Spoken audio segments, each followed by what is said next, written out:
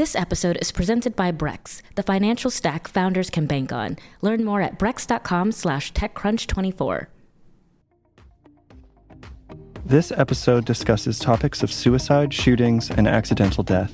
If you or a loved one are facing emotional distress, dial 988 or visit 988lifeline.org for confidential support. Please listen at your discretion. Hello, and welcome to a live recording of Found, TechCrunch's podcast that brings you the stories behind the startups. I'm Becca Szkutak, and joining me today in person is my fabulous co-host, Dominic Davis. And today we're talking to Kai Kloepfer, who is the CEO and founder of Biofire, a firearms company that makes weapons that use fingerprints and facial recognition technology to unlock only for their owners and registered users. But before we dive into today's conversation, just wanted to do a quick note for the audience. We are talking about guns here, which can be a controversial subject, as well as some other sensitive areas, including things like suicide and mass shootings, just so no one in the audience is surprised at any point. But otherwise, we'll go ahead and get into it. Kai, how are you doing? I'm doing great. Thanks for having me today. No, thanks for coming. Why don't you start by telling us a little bit about Biofire? Yeah, I think you guys gave a great intro already, but Biofire is a Series A stage startup. We're based out in Colorado. Our focus is how can we use the best-in-class technology and innovation that's, we're also good at both here in Silicon Valley as well as more broadly in America, and apply it to some uniquely American challenges around gun death, in particular with a focus on suicides and accidents. And so I'm sure we'll get into some of the details, but I've been working on this space and this challenge for, I think, 13 years here in November. What we've worked on and very much focused on at this point is what we call a smart gun, basically a handgun designed for home defense for your sort of average American that's looking to have a firearm in the home. And the key difference is it's always locked by default, right? So rather than a traditional gun where you always have to take some sort of deliberate action to secure that firearm, which is not always possible, you can make a mistake. And obviously those mistakes lead to children getting access to guns, teenagers getting access to guns. With the Biofire smart gun, it's always locked by default. And so within about 100 milliseconds after it leaves your hands for any reason, it's going to be unusable to anybody else. But on the flip side, as soon as you pick it up, it authenticates the owner or somebody that was chosen with biometrics, which then allow it to, function like a traditional firearm. So we'll get into more details, but that's the high level.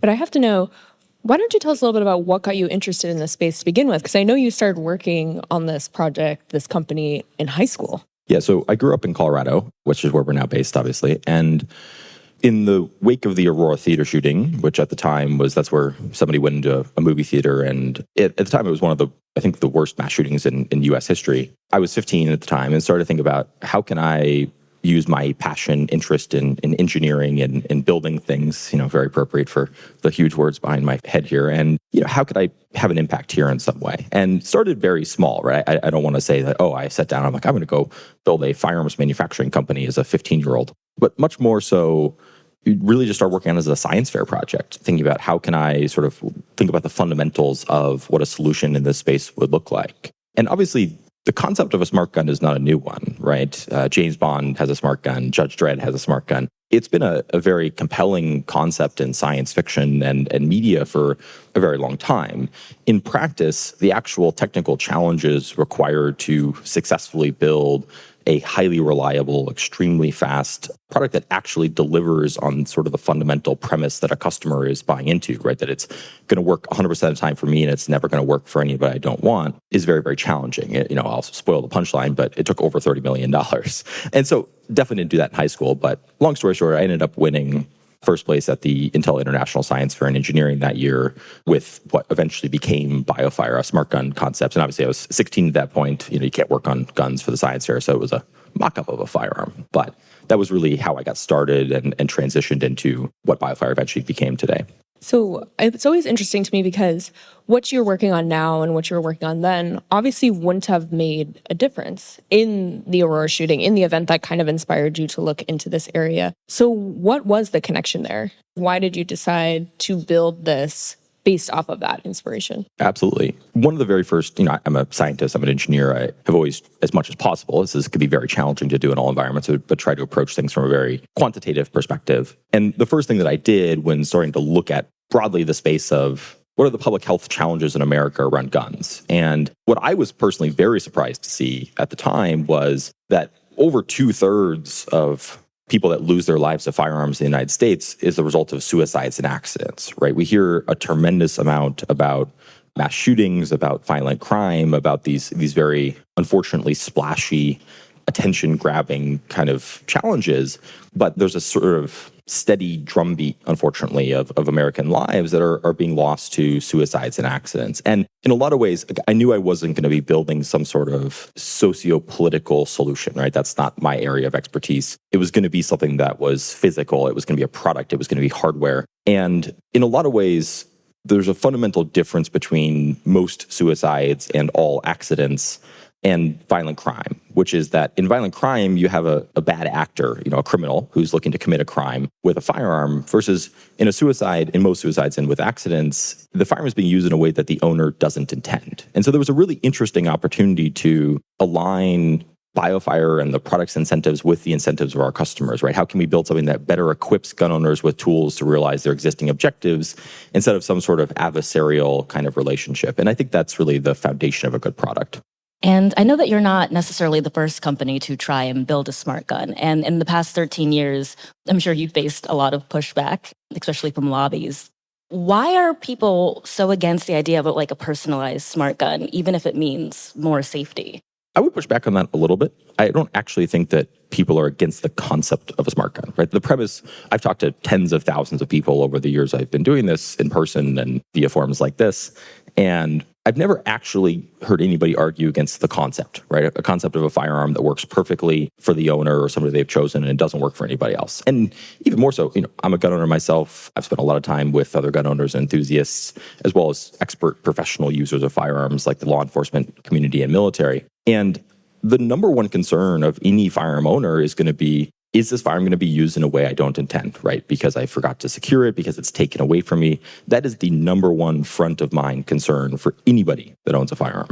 And so for sure, I don't want to downplay it. Like there's been substantial pushback in the past, mostly 10 to 20 years ago, against smart guns. And the reason for that, I think, is actually very simple. Smart guns didn't exist, right? All the concepts and prototypes that various different companies were looking at were not viable or functional as firearms or as smart guns, right? They didn't actually work. They were not reliable. In many cases, they cost 5 to 10 times the cost of a comparable product. And in a lot of cases, I think you can boil down everything that Biofire has done to very simple. We actually solved the technical problem and then, of course, built a viable business around that. Can you walk us through how the technology works? Totally. So I definitely encourage, if anybody wants to see visuals, you can go to smartgun.com. There's a big picture right on the front page, but I'll try to kind of describe it verbally here. The Biofire Smart Gun, it's a 9mm handgun designed for home defense. It's something that you would keep accessible in a bedroom or something like that. There's basically two things that happen as soon as you pick it up. All this is integrated directly into the firearm, so there's no external accessories, attachments. Biofire is building, designing, manufacturing the entire firearm from the ground up, which is something that we've had to do to actually be able to solve kind of the key challenges here from a technical perspective. There's a fingerprint sensor set into the side of the grip. It comes in a right and left-handed configuration, so depending on your dominant hand, that will be basically positioned pretty much underneath the middle finger of your primary hand. Additionally, pretty much as a backup, we have a 3D infrared facial recognition system that's on the rear of the firearm. And the way that we look at this is that those are two redundant systems. So it's not multi-factor authentication, right? You don't need both the fingerprint and the facial recognition, but rather just one or the other. And the benefit of that is, again, reliability is really the number one key concern here. It's got to work every single time that you pick it up. And similarly, it needs to never work when somebody who you don't trust gets access to it. Fingerprints are a tremendous biometric, extremely commercially mature, have received 20, 25 years of optimization. And in general, we can run a very, very, very effective authentication process just based on fingerprint data alone. However, the obvious challenge to anybody who has a smartphone, knows about fingerprints, is that they don't work in all conditions, right? If your hands are sufficiently wet or dirty, if you mess up your grip and don't actually quite get your finger actually physically on the sensor, it's not going to work, right? And so we ended up adding the facial recognition system, which in many ways is dramatically more complicated, at least an order of magnitude, maybe two, depending on how you define it. It requires streaming image processing, you're running neural networks. And at the same time, the benefit of facial recognition is that it works in any environment. I don't care how you pick the firearm up. I don't care what your grip looks like, how dirty you are. It's very, very, very robust to environmental conditions. And so the two of them combined have allowed us to deliver a very consistent and seamless experience. More from this conversation right after a quick break. And taking a step back from the tech, why did you decide to approach it this way? When you started getting this idea, thinking about wanting to do something like this, you could have made a better gun safe. There are a lot of other approaches you could have taken. So why biometrics, and why did that make sense? Was that your first idea? It was not. And I think this is a great example of something that I encourage every company to do at the early stages and then do again with any new product that you're thinking about, which is we really went out to our customers and figured out, all right, what do they actually need? And one of the challenges for us is, I'll be back later today talking about dual use and how do you think about kind of national interest startups. But our first product is a consumer product. It is not designed for the needs of our law enforcement. It's not designed for the needs of our military. It's designed for the needs of average Americans. The challenge with that is that the average American doesn't exist. The average American is a conglomeration of, 300 plus million people. So we spent 18 months, I ended up going to MIT briefly, taking a Thiel fellowship and dropping out. And that's really where the core iteration, ideation on the product happened. We spent 18 months as a tiny little scrappy company talking to customers, right? Talking to as many people as we could find that met sort of our thesis for what a customer was going to look like here to really understand what they needed. And in particular, they needed a couple key things. They wanted it to be extremely reliable, they wanted to be fast, and they wanted to be very tamper resistant. One of the primary areas where we can have impact is, unfortunately, teen suicide. There's a tremendous number of suicide attempts in the United States every year, over 1 million attempts. And at the same time, a very, very small percentage of those, about 3%, result in the person dying. And unfortunately, when you include firearms, those numbers totally change, right? It goes from a 3% lethality rate to an over 90% lethality rate. And so I obviously don't think that a Biofire smart gun is going to have any impact on what's happening in a teen's life that is having them look to commit suicide. But if we can remove that firearm from the situation, right, it dramatically changes the outcome. Because of people that survive a suicide attempt, over 90% of them get help, get treatment, move through it on their own, and don't die by suicide in long-term studies, which, to be clear, I wish those numbers were all 0 and 100% as appropriate. But at a minimum, we can dramatically improve the successful outcome there for a lot of people. And that means that it has to be resistant to tampering. So going back to better gun safes, better gun locks, there's really two key things that you can only do with a smart gun. And the most important one is that it's always locked by default. And I said that a couple of times, but that really is a paradigm shift, right? Every other gun on the planet, you have to take an action to put it back in a gun safe. And responsible gun owners will do that, but we're all human and you can make a mistake. And unfortunately, that one mistake is potentially catastrophic. And with our product, it flips that whole paradigm on its head. There's no action required to lock it. It just automatically locks whenever it leaves your control. And that's really the only way I can think of to actually fully eliminate firearms being accessible by teens and children. To the extent that firearms are accessible by teens and children today, it's almost entirely a result of those kind of mistakes. And you can't do that with a gun safe. And I'm curious how you think about risk. Like, this isn't a B2B SaaS company where there isn't a ton of risk on the founding team if things were to go wrong, because things can only go wrong to a certain extent. But of course, like you mentioned earlier, the metrics you have on the gun, they have to work every single time. How do you think about risk as you've built this company? The primary risk that we focus on is product liability, right? Is the product going to perform the way that we say it's going to? While there are some special protections in place for how firearms are used, there's a variety of federal law in place there that it shields gun manufacturers from certain kinds of liability. It very explicitly does not address product liability because, I think that's as it should be, right? We should be held accountable to building a product that actually meets what we say in our marketing statements. In certain ways, the answer to that is very complicated. In certain ways, the answer to that is quite straightforward, which is you have to build a really good product. For us, we spent about 4.5 years just iterating on a product and going through iteration cycles, improvement cycles, test and validation cycles. And in particular, we have almost entirely hired folks from aerospace and medical devices because those are the two industries where you see a similar level of technical complexity coupled with a similar level of risk, right? It's a big deal if your rocket blows up. right? It's a big deal if your pacemaker suddenly stops working. And I would argue those are, in many cases, very similar levels of risk from a product liability perspective, similar levels of quality and reliability that you need to see. And so we've wholesale ripped off huge portions of, in particular, aerospace engineering methodology around how do you run validation, how do you structure requirements. And the reason for that is what we're building in many cases is really much, much more similar to a small satellite that just doesn't happen to go to space than a traditional firearm, right? The order of magnitude of complexity, the kinds of challenges that we've had to solve really are much more similar to that. And commensurately, you need a validation and a test process that is designed to handle that level of complexity. So the short answer on how we think about risk is, first and foremost, we need to make sure the product is going to be the level of reliability that it is. And it's taken many, many years, and again, many, many dollars to get to that point. And only very, very recently have we been where I feel is, all right, this is something that I would trust my life with. It's something that I think is appropriate to put in the hands of our customers based on all of that testing and data. I guess speaking about risk, how does a company like this approach data privacy and cybersecurity? Because I imagine people are giving you their fingerprints, their faces. How do you approach building something that protects all of that data?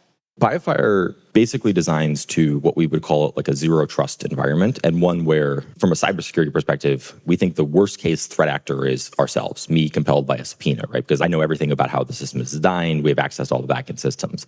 So we've set a very, very, very high bar for what does that actually mean. In particular, Biofire has no access to any biometric data. We have no access to any personally identifiable information. That information never transits through our servers. It's stored encrypted at rest. It's stored encrypted in transit within the firearm. And the firearms themselves are air-gapped devices. It would be very tempting to throw a Bluetooth radio in there or add a Wi-Fi module. And there's a lot of features that we've gotten many, many requests from our customers for that can be enabled by that. But we've made a very, very deliberate decision that the firearm is going to have no wireless communications of any kind, no Bluetooth, Wi-Fi, GPS, et cetera. It's all local. That's something that really allows us to, focus on a core subset of your traditional sort of cybersecurity risk and do a really, really, really good job at it. And it's something that we've partnered with tremendous experts in the cybersecurity space, as well as, honestly, I think rather substantially over-designed what this needs to be to protect our customers' privacy. And so, most important, the easiest answer I can say is we never have any of that information, and then there's no risk that our service could be hacked and that information could be leaked. And I know something that you and I spoke about when we talked way long ago, even though it was only a few months ago, feels like forever, is that you don't think you could have built this company, say 7, 8 years ago, because you would not have been able to secure the funding that you guys have been able to now, because the perception and the approach to investing in companies like this in Silicon Valley has completely changed in the last couple of years. It'd be great if you want to talk about that and sort of how you think about fundraising, and do you still struggle to land capital with certain investors? Yeah, fundraising has been certainly one of the more challenging portions, I would say, of building Biofire. And I think fundraising is hard for almost any company that is not, smack dab in the center of whatever the latest buzzword is. What Biofire is fundamentally doing at the end of the day is we're building an advanced safety critical hardware product that also happens to be a weapon. And any single one of those kind of factors, the deep tech aspect, the hardware aspect, the criticality aspect, or the firearms aspect, is normally enough to take out about 25% at a minimum of your addressable capital pool, at least among traditional venture. You start to stack them all together, and there's just not a lot of funds that are, from a legal perspective, even allowed to invest in Biofire. Don't get me wrong, we've had tremendous conversations, very, very positive with the vast majority of the folks, especially out here in Silicon Valley. But there's a lot of funds that have restrictions in their LPAs, right, that have mandates that prohibit them from investing in something like a firearms company. And so I would say it's certainly getting easier over time. As the company matures, as we reduce risk, the risk these days is very much just centered on how efficiently can we scale our manufacturing, how efficiently can we be delivering units to customers and at what margins. Those kind of challenges and risks are well understood by a very large percentage of the investment community, whether it's within venture or the family office and private equity kind of style communities. But certainly at the early stages, there was, I would say, few very brave investors, that were actually willing to take the stand on, hey, this is something that should exist, and we think that Kai's the guy to do it. I don't want to take too much away from the panel you're doing later, where I'm sure you're going to touch on this, but why do you think perception from Silicon Valley VCs about categories like this has changed as of late? Yeah, certainly I think we're all aware of the major shifts, I would say, in how Silicon Valley and more broadly, I would say the tech community views national interest startups, defense startups. And I'm personally strongly in favor of that, right? I think for a long time, we've taken what is, I think, reasonably and arguably America's center of technical development, right? Our concentration of the top high quality engineers and technical minds in America, and largely isolated it from core national defense interests. And there's been obviously lots of good reasons for that. I'm not going to, again, get too far into it here, but I think we've seen with growing international instability and tension, as well as, with the real reality that in most cases, America is probably reasonably far behind our core adversaries from a technical perspective with respect to defense. And we're certainly not running the most efficient process either, I would say. And so I think certainly the charge has been led by companies like Anduril and the chairman of Anduril, Trey Stevens, is one of our investors. But as well as there's, a lot of other really good companies out there that have demonstrated that, hey, not only is there a very valuable business to be built here, serving the needs of, the American military, but also more broadly, you can do a lot of good here. And I think that that's something that has certainly been a major shift, especially, again, because it's coupled with financial returns. Is this a type of technology that over time, as you evolve, that you can see yourself selling to maybe defense or like police stations and stuff? Absolutely. I would argue that, especially on the law enforcement side, and you could extend that into federal law enforcement, military, police, the fundamental challenge that we're solving on consumers is just as applicable for law enforcement, which is, any law enforcement officer wants to make sure that only themselves, maybe their partner, is going to have access to a firearm. And I've talked to NYPD detectives, right, folks that have been in the law enforcement space for 20, 30 years. They say the same thing, right? They say that the number one concern, if I'm walking into a suspect's house, my number one concern is, are they going to go for my gun? And being able to provide that peace of mind, being able to provide that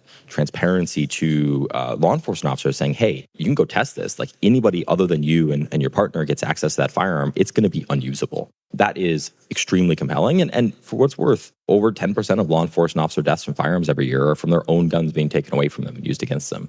And that's certainly something that I would like to prevent. Yeah, it seems like there's been like really good perception to the company. And I'm really curious, have any of the lobbies come after you still, even with like all the good perception? The short answer is no. We're a member of the NSSF, which is the primary sort of trade lobby for the firearms industry. And the core thing about Biofire's approach is that at the end of the day, we are manufacturing firearms, right? And we're manufacturing firearms that we will sell to any American that is legally allowed to buy a handgun in their jurisdiction. And I think that's a big shift from, again, going back to those previous attempts at firearms that were not positively received. There was a lot of other things mixed up in that. There was sort of echoes of gun control. There was aspects of, this is a foreign company that's sort of coming in and looking to do this.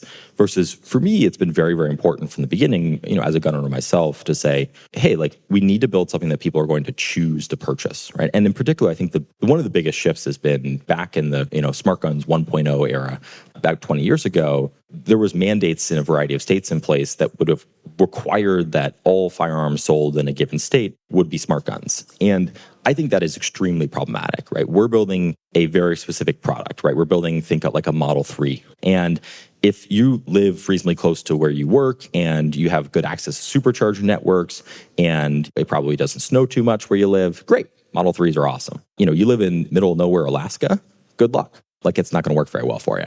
And I think that kind of analogy is super important here where we're building a specific product that is highly optimized for a single use case, which by definition means that it's suboptimal for a lot of other use cases. You would not want to conceal carry a Biofire smart gun. You would not want to use it for hunting, et cetera, et cetera. And by being able to say, we're going to focus on this, we're going to build a really good product, that's only possible because we've been able to work with legislators in a variety of states and say, hey, mandates are not the way to incentivize adoption of smart guns. The way to incentivize adoption of smart guns is to go build the best firearm that you possibly can for home defense and happen to have it be a smart gun. And I wanted to take a step back just because we only have a couple of minutes left. But I have to know, we love asking founders questions like this, but you started this company as a high school project. And now years later, you've been the entrepreneur and the founder of this company. Did you ever think when you started that project, you would be here now? Yeah, no. At the end of the day, I think this has been a kind of crazy iterative whirlwind, right? Every day there's a new challenge, a new step, and all you can really do is just get up and say, all right, time to tackle the next milestone, time to tackle the next challenge. And of course, those have changed, those have gotten bigger, but I would say going back to why I got into this and my approach to the world, I am looking for those challenges, right? That's what makes my job interesting, exciting, because, it sucks a lot of the time, right? Being a founder is definitely not all sunshine and roses, but that ability to say, all right, there's a problem we need to solve. I'm the only guy who's going to be able to do it. Like, let's go get it done has been something that's definitely kept me going through the many, many years of this.